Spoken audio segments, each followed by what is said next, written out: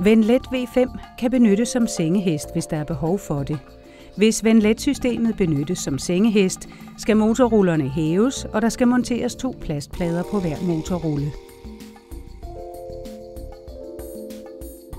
Slæk lagnet så meget, at plastpladerne let kan føres ned mellem madrassen og mellemstangen. Når plastpladerne føres ned mellem madras og mellemstang, skal afstandstappen nederst på plastpladen støde op til hoved- og fodgæret. Denne placering sikrer, at den sengeliggende ikke kan komme i klemme mellem hoved- eller fodgæret og Venlet-systemet. Plastpladerne fastgøres ved at presse dem ned over rullen. Det er lettest at presse dem ned en bøjle ad gangen. Den bøjle, der er nærmest hoved- eller fodgæret, presses først ned over motorrullen.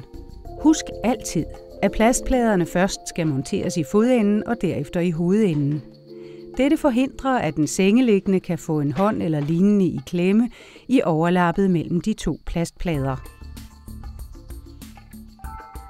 Stå midt for sengen med siden til og fjern plastpladerne ved at tage fat i siden og hive skråt opad. Plastpladerne kan knække, hvis de kommer i klemme.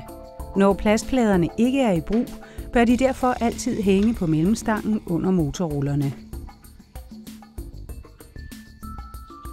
Hvis Venlet ikke benyttes som sengehest, skal motorrullerne være sænket, når den sengeliggende efterlades i sengen.